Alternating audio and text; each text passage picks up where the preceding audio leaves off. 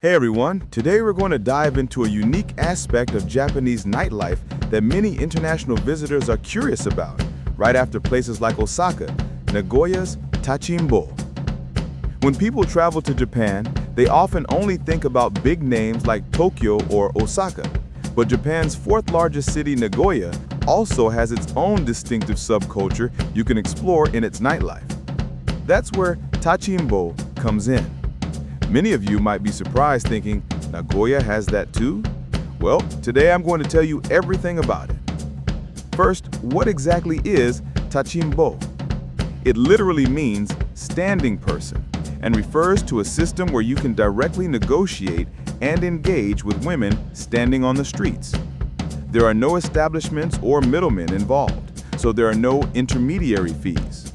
This often makes it relatively cheaper and quicker to experience. However, since there's no official establishment vouching for the interaction, there are inherent risks involved. While the structure is similar to what you might find in other cities, Nagoya has its own unique characteristics. So, where can you find Nagoya Tachichinbo? The most commonly known areas are the west side of Nagoya Station, the back alleys of the Nishiki district, and around Kurokawa. As evening approaches, you'll see women standing in alleyways or approaching men passing by, asking, "Asonde kanai?" which means, "Want to hang out?" Although the scale is smaller compared to Osaka, it's a spot that locals and even some adventurous international tourists discreetly seek out. Now, let's talk about the most common question, the cost. Typically, a session costs somewhere between 15,000 yen and 25,000 yen. This is generally a bit cheaper than in other major cities like Osaka. The duration usually ranges from 30 minutes to an hour. But remember, Tachichinbo doesn't have a fixed price. It's all about negotiation. You absolutely need to ask about the price and duration and agree on them. It's common for them to quote higher prices to international visitors unfamiliar with the local scene. So negotiating is a must. To be honest, the atmosphere isn't particularly fancy. It's not like a cabaret, a hostess bar, where you drink and chat. Nor is it a deru-heru, with a structured system. It's quite direct, like a straightforward, want to do it or not type of interaction. So if you're expecting the high-quality service often associated with Japanese establishments, you might be disappointed. However, if you're looking for something quick, simple, and stimulating, it's perfect. But the crucial thing here is safety. Because you're not going through an official establishment, there are several risks involved. For example, price disputes.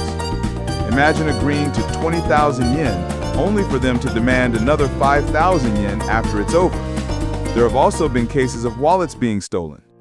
Foreign visitors who aren't fluent in Japanese are especially vulnerable. So let me tell you how to enjoy this safely.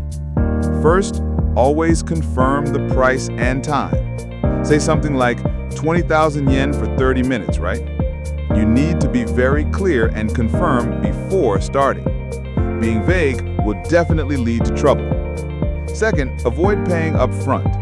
While formal entertainment venues generally require upfront payment, it's safer to pay afterward with Tachichinbo. If you pay up front, there's a risk they might just disappear. Third, you should choose the location yourself. It's dangerous if the woman says she knows a room and takes you somewhere. You must choose the hotel yourself and conduct the interaction there. Nagoya also has plenty of love hotels, so choosing one shouldn't be a problem. Another characteristic of Nagoya's Tachichinbo is that it often has fewer international visitors compared to more tourist-heavy cities. Unlike more globally famous spots like Osaka, Nagoya has a stronger local vibe. This can make it feel even more exciting. However, it also means foreign visitors might face a higher risk of being overcharged. So, what should a first-timer do? Here's the route I recommend. If you're new to Nagoya, first, enjoy the atmosphere at a cabaret, a hostess bar. Experience Japanese-style entertainment, have some drinks, and chat with the women.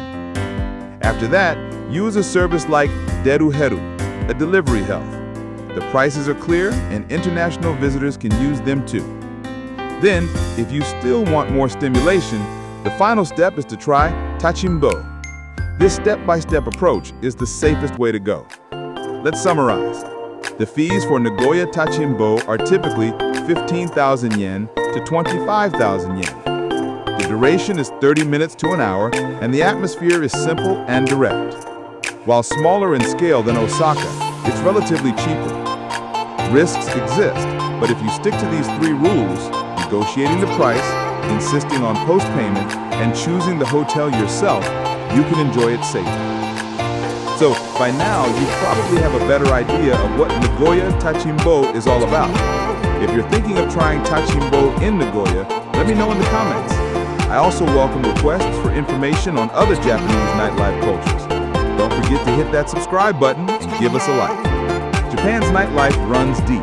Depending on what you know or don't know, it can either be a great memory or a bad experience. I'll keep providing realistic information so that all of you coming from overseas can enjoy it as safely and properly as possible. Look forward to the next video.